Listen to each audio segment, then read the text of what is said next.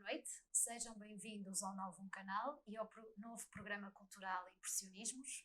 Hoje temos connosco uma convidada muito especial, a doutora Rosário Machado. Muito obrigada pela sua presença, é uma honra tê-la cá connosco. A doutora Rosário Machado nasceu a 19 de julho de 1969 em Lisboa, no dia e hora em que o homem partiu para a Lua. É uma curiosidade interessante. De todas as formações que tem, destaco a licenciatura em Sociologia pela Faculdade de Economia da Universidade de Coimbra, doutoranda em Estudos Culturais na Universidade do Minho.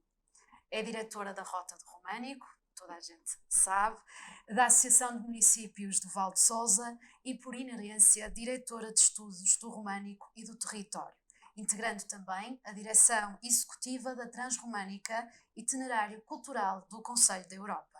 Muito obrigada pela sua presença.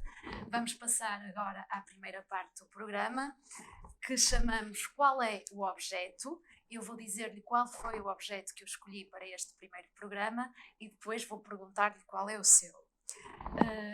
Escolhi uma aguarela da pintora Adelaide Morgado, que muito gosto, intitulado Súplica, por ela, mas por mim eu falava mais de uma revelação, como nos fala na frase inicial o José Tolentino Mendonça, ou uma aparição do Virgílio Ferreira.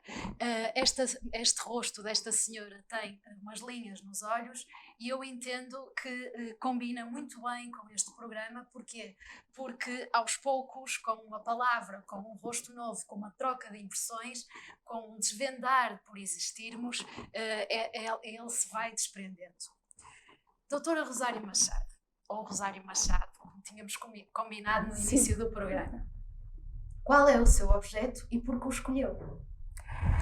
O meu objeto é um livro e devo dizer que pensei bastante em que livro havia de pegar. E peguei simbolicamente, depois de alguma reflexão e daquilo que eu pensava, bom, o que é que também faz parte da minha vida, e conjugar aquilo que é a minha vida profissional e aquilo que eu tanto gosto, e este território que eu aprendi a amar e a trabalhar. E escolhi a fotobiografia do Amadeu de Sousa Cardoso e só um pequeno pormenor. O Amadeu, para mim, é talvez o maior pintor da história de Portugal. Acho que também tem a ver um bocadinho com este programa, com o modernismo, com o impressionismo, e com uma particularidade que não nos deve chocar, mas que nos deve fazer refletir. O Amadeu de Sousa Cardoso faleceu quando da pandemia da peste, da pandemia da gripe espanhola, no início do século passado. E às vezes é importante que também tenhamos essa noção.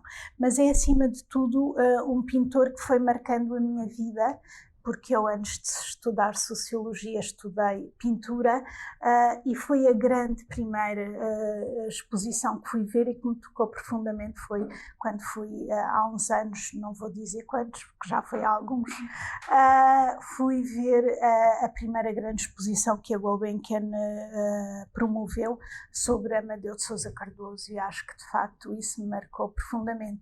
Quando senão eu venho parar e trabalhar para o território de Amadeu, e hoje tenho ligações muito profundas e tenho uma grande paixão por este território, e também porque aprendi ainda a gostar mais da história dos artistas e dos homens culturais deste território. Por acaso também tenho uma grande admiração por esse pintor e, como disse no início, também tenho por si e pela sua paixão à cultura e ao território. Eu tenho uma pergunta que vai muito ao encontro do que falou, que os momentos de crise e os momentos de pandemia também são momentos da história que inspiram muito os artistas. E isso realmente acho curioso ter trazido por cá esse elemento. Vamos agora, passamos ao segundo momento do nosso programa, que é a entrevista propriamente dita, agora que falamos dos nossos objetos, e quero perguntar-lhe, no texto científico que coordenou, pode ler-se que, para compreender este território e a época românica, o que a época românica nos legou, devemos atender à relação com a paisagem. Mais concretamente, à integração nos vales do Rio Sousa, Douro e Tâmega. quer definir-nos este belíssimo território que é a Rota do Românico e que noto que muito a apaixona?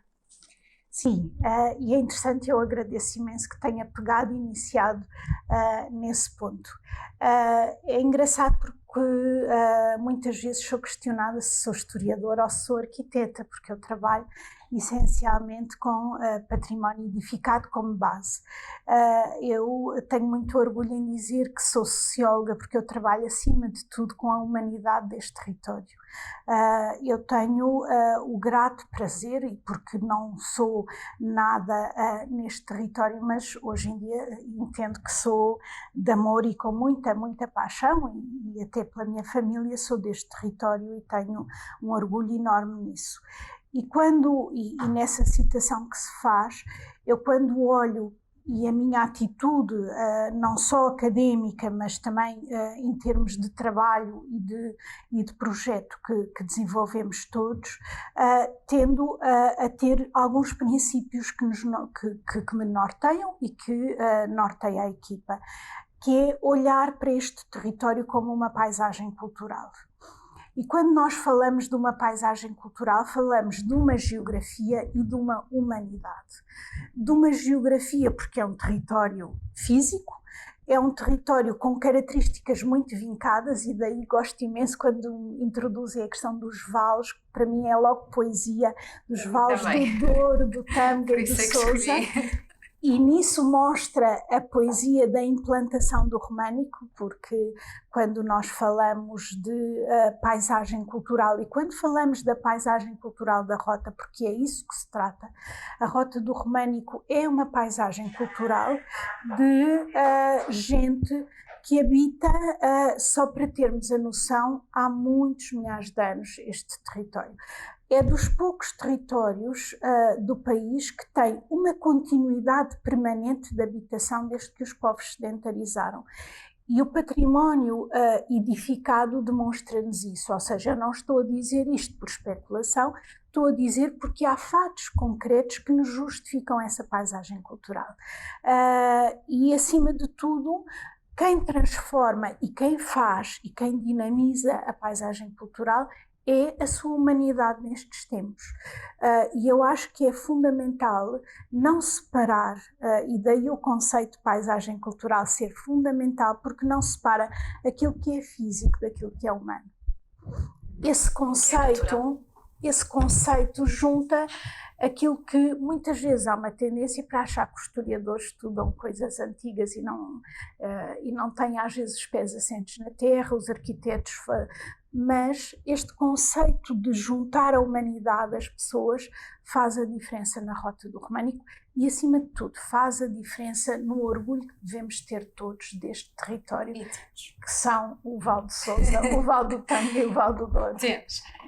Desde o momento da sua criação, digamos assim, formalmente em 2008, qual é a análise que faz do trabalho que foi desenvolvido, claro, muito sucintamente, e quais são as áreas de intervenção da Rota do Românico para quem não sabe?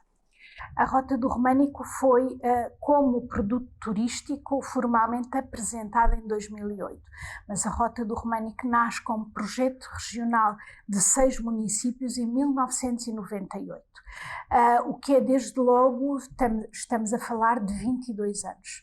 Deve ser dos poucos projetos supramunicipais, regionais, que têm este tempo, e o tempo é fundamental. Tolentino Mendonça fala-nos muito do tempo.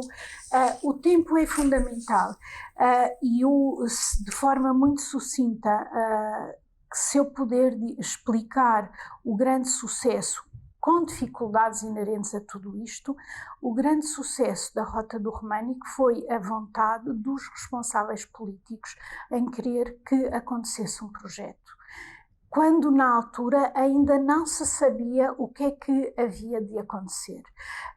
Eu devo dizer que é caso único. Eu sempre que estou, e quando falo publicamente e me perguntam sempre qual é o sucesso da Rota, são seguramente esta paisagem cultural que eu referia, mas acima de tudo foi a vontade de 6 autarcas em arriscar numa área que nunca se pensaria que era uma estratégia comum de autarcas. É uma estratégia que faz diferença para o desenvolvimento de um Sim, território. sem dúvida.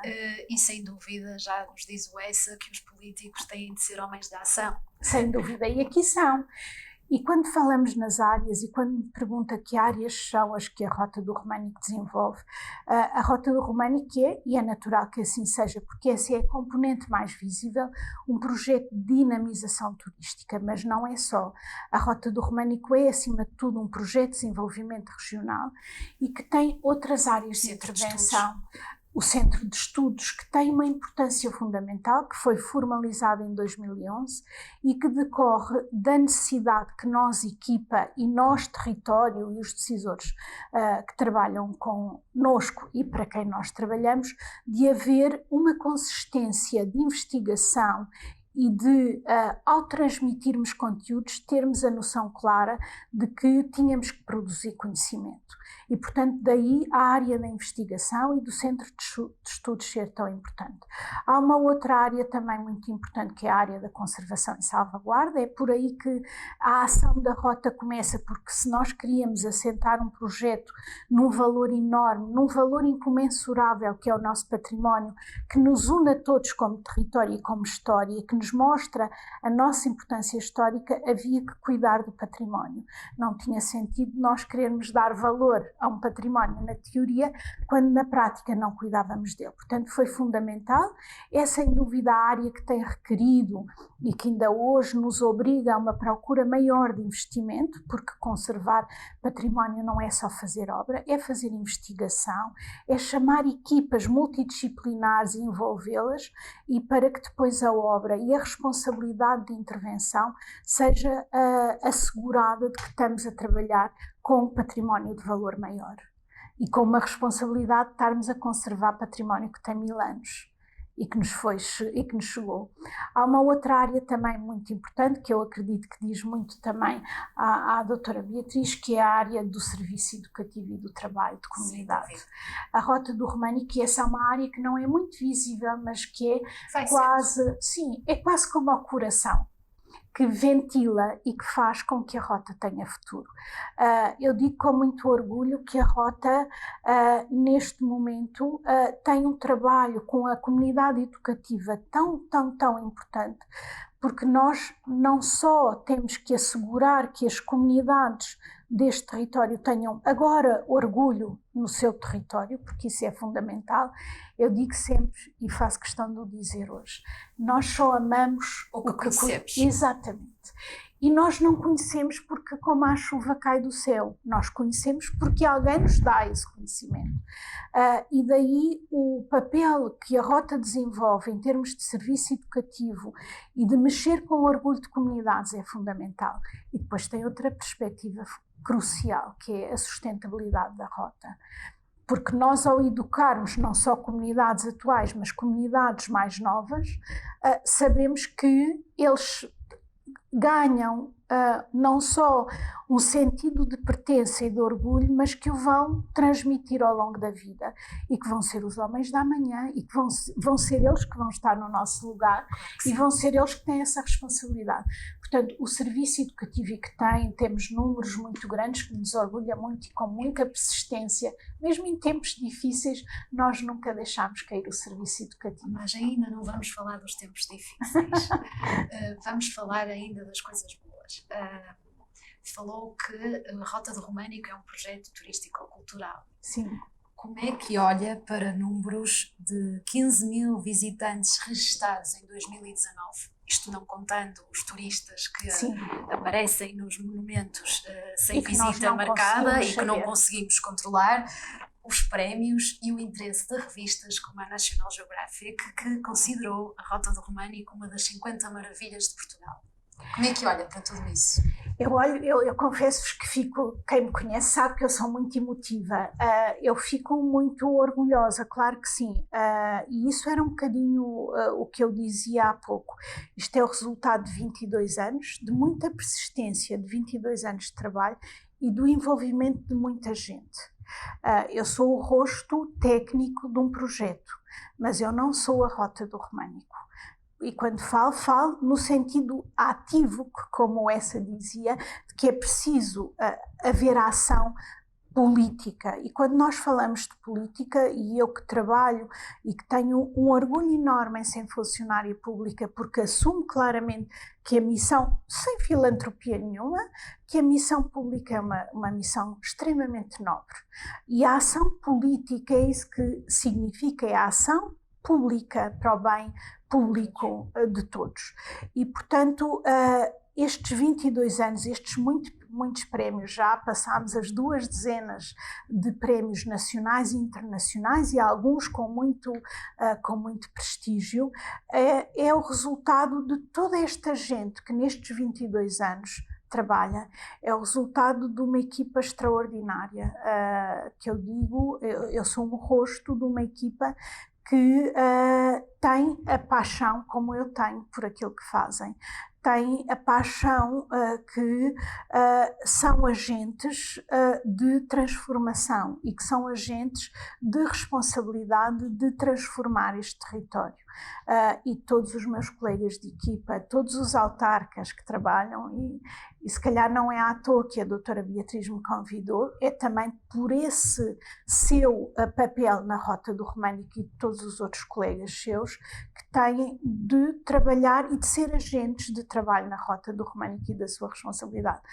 A questão da National, devo-vos dizer que eu fiquei tão orgulhosa, que li, eu ia em viagem quando recebi a mensagem, nós já tínhamos tido a visita, mas não sabíamos que era para isso, da National. Não é a primeira vez, porque a National tem uma paixão muito grande, não só pelo românico, mas também pelo projeto em si. Eles são uns grandes defensores daquilo que é o nosso trabalho, de outros trabalhos, mas da Rota em particular, e nós não estávamos à espera de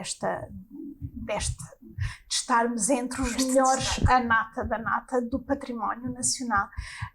E quando eu ia em viagem, ia visitar os meus pais a Castelo Branco, e telefonam-me e dizem: olha, já viste a National Geographic, a edição especial? Eu disse não, e parei em 3 áreas de serviço, porque eu tinha que comprar a revista. Mas não estava. E comprei, ao fim de 3 áreas de serviço, e comprei as revistas todas que tinham lá, que eram só 4, toda contente, e na viagem toda orgulhosa, senti um orgulho enorme. Eu compreendo, porque realmente era aquilo que falávamos antes de iniciar o programa. O trabalho na cultura é tão moroso que Sim. Quando realmente há esse destaque, e neste caso de uma publicação internacional que tem muito protagonismo, é muito bom ser reconhecido. Eu falo porque eu própria também senti esse orgulho. Agora sim, vamos falar de coisas menos boas. Vamos falar, claro está, da pandemia, não é? Que de certa forma também pode criar oportunidades. Curiosamente e ironicamente, eu estive na apresentação da internacionalização da Rota do Românico no mercado asiático e veio a pandemia Covid-19 da China. Como é que, enquanto diretora da Rota do Românico, tem lidado com esta adaptação? Quais são os planos para um futuro próximo? Desde logo eu acho que esta situação apanhou-nos a todos de surpresa. E foi, na altura, nós somos, só para terem noção, Lousada e Felgueiras, que são 2 dos municípios que integram a Rota do Românico, foram os primeiros a estar em regime de contingência e que foram obrigados a fechar todos os espaços públicos a um conjunto de situações imediatas. E o Centro de Emprego, o Centro de Interpretação da Rota do Românico situa-se em Lousada, e nós de um dia para o outro fomos obrigados a fechar no mês que estávamos a iniciar o melhor ano de reservas da Rota.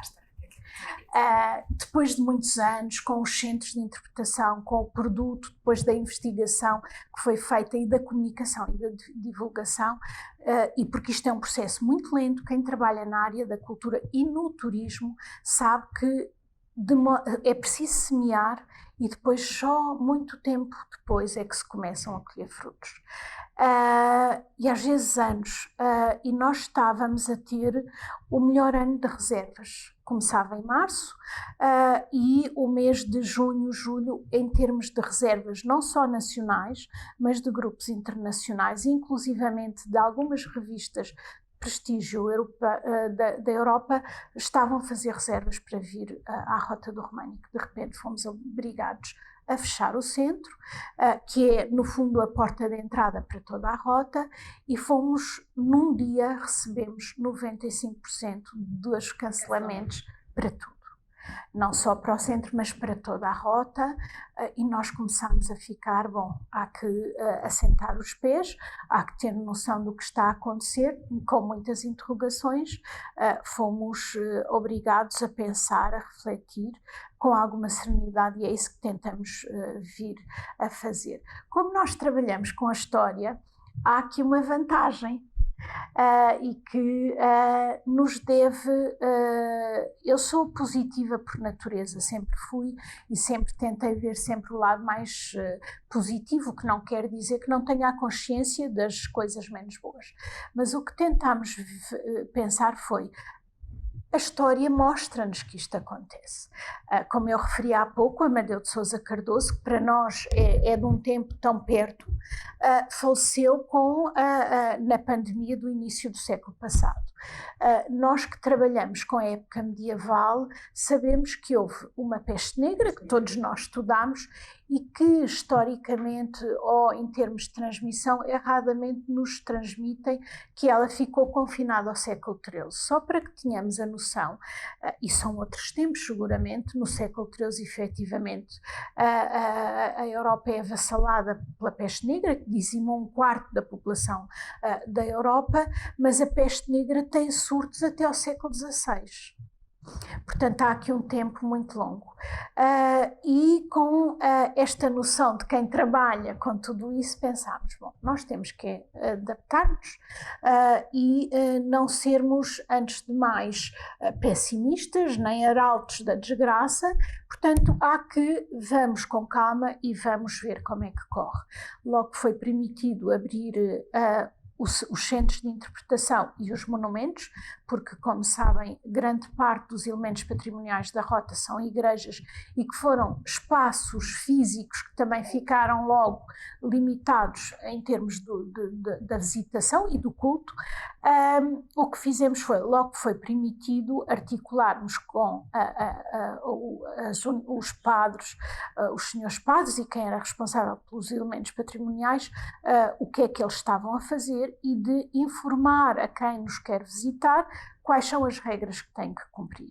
Portanto, nós tínhamos que ter essa consciência. E nos centros de interpretação de gestão direta da Rota do Românico, o que fizemos foi: temos que nos adaptar. Portanto, não vamos limitar nem vamos proibir as visitas, pelo contrário, vamos estimular a que venham. É uma oportunidade para vir, e isso veio-se a verificar. O mês de agosto foi, em termos de números, foi extremamente bom para o território e para os elementos patrimoniais da Rota do Românico. Obviamente que as pessoas tinham que ter as cautelas.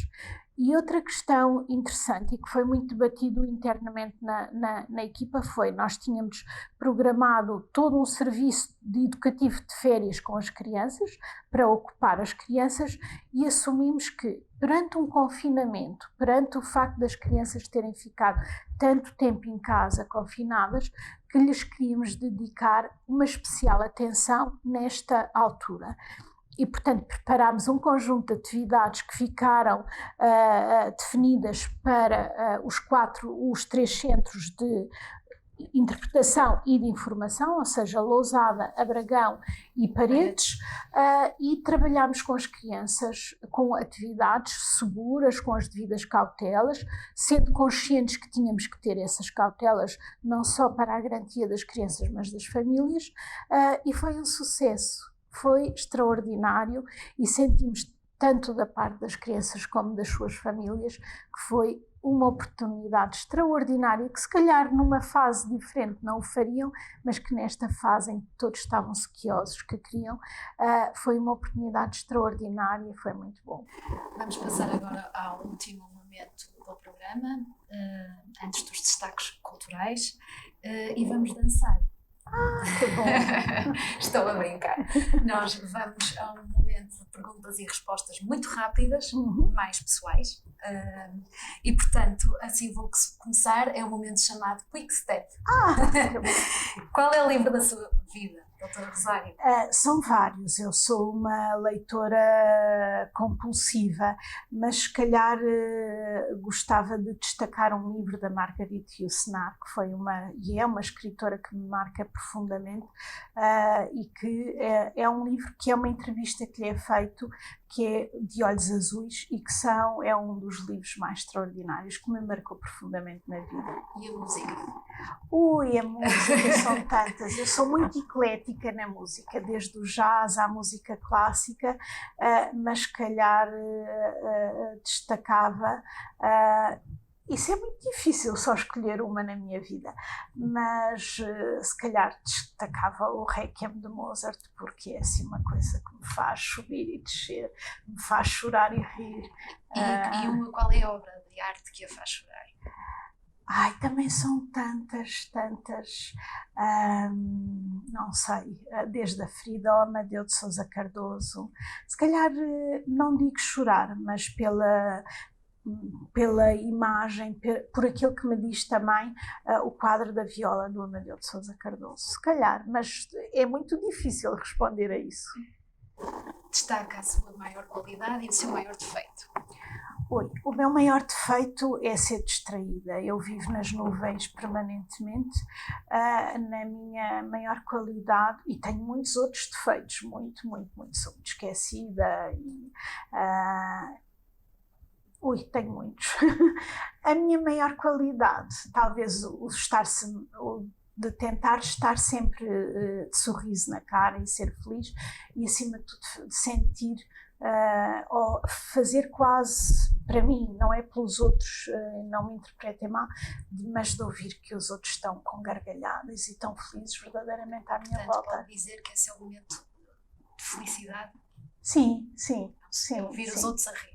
Os meus filhos, só por uma questão muito pessoal, eu hoje faço 21 anos, eu e o meu marido, obviamente, 21 anos de casados. E lembro-me quando viajávamos os dois no início, ríamos muito e dizíamos assim, um dia a parte de trás do carro há de estar cheia de gargalhadas. Ainda hoje nos divertimos imenso e é talvez dos momentos mais felizes da minha vida, é quando ouço o banco de trás a rir às gargalhadas. Realmente o riso de uma criança é qualquer coisa transcendente. Extraordinário. O que faz nos tempos livres? Eu, por acaso, acho que já sei o que é que me vai responder. Ler, pintar, e outra coisa muito engraçada, eu adoro água, eu cresci e vivi sempre à beira-mar, a não ser estes últimos 23 anos da minha vida, e nadar, eu gosto imenso de nadar. Sei que ia falar do escotismo. Mas isso não é os meus tempos livres, só para esclarecer. Essa é uma paixão que eu levo a sério. Leva a sério? Sim, e que não é um hobby, é uma dedicação enorme. Eu fui escoteira e sempre achei que os meus filhos haviam de ser escoteiros, sendo que nunca impusemos nada, mas aconteceu naturalmente e a dada altura fazem-me o convite por esta paixão toda para ser dirigente do movimento e dirigente nos escoteiros, e eu sou a chefe da 4ª secção do agrupamento 1253 de Lousada, que tenho um orgulho enorme e que é das coisas que também me fazem mais feliz, que é trabalhar com jovens. Escolheria outro lugar do mundo para viver? Não, nunca. Muito. Por último, e para terminarmos, começamos com a frase de José Tolentino Mendonça, escolhida por mim, e vou perguntar-lhe qual foi a frase que escolheu para terminarmos o programa. É uma frase que me diz muito, eu todos os anos que começo ponho-a na minha agenda, por isso me permitem eu vou lê-la. é uma frase de uma grande mulher do património. Foi uma jornalista que infelizmente já partiu, mas que nos deixou muito e, acima de tudo, muito uma perspectiva que é muito a minha do que é o património e do que é a cultura. Eu vou ler. É de cultura como instrumento para a felicidade, como arma para o civismo, como via para o entendimento dos povos que vos quero falar. Muito obrigada. Boa noite, muito obrigada por terem estado connosco. Esta foi a nossa convidada, a doutora Rosário Machado, do primeiro programa Impressionismos. Certamente que no segundo domingo de cada mês, teremos igualmente um convidado ou uma convidada especial. Obrigada. Obrigado, eu. Muito obrigada.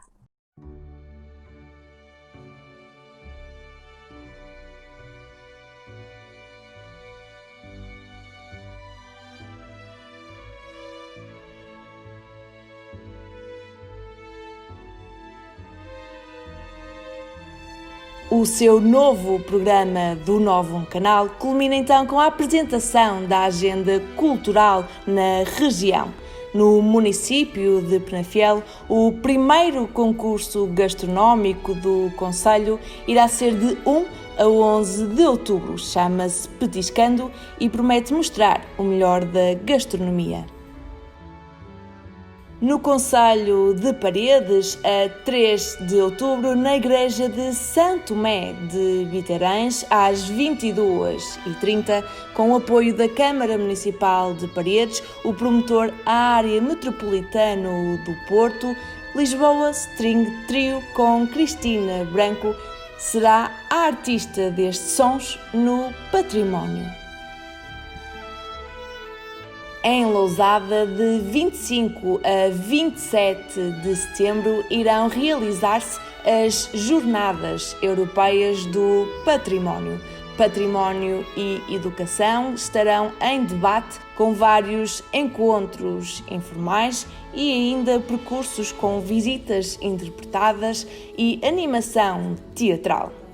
As atividades vão estar condicionadas e adaptadas a todas as normas de higiene e segurança emanadas pela Direção-Geral da Saúde. Em Valongo, o Manifestum Arte de Dizer já é tradição. Agora, dia 20, 21 e 22 de novembro. Mais informações em www.cm-valongo.pt. No município de Passos de Ferreira, a exposição de pintura Liberdade de Maria Costa estará patente até dia 3 de outubro de 2020 no Museu Municipal Museu do Móvel.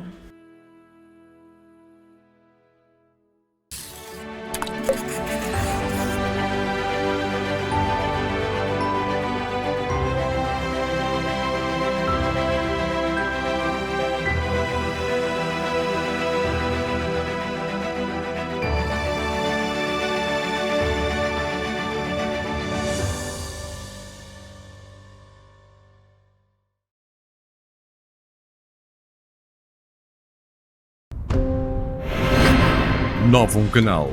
Sempre novo, sempre seu.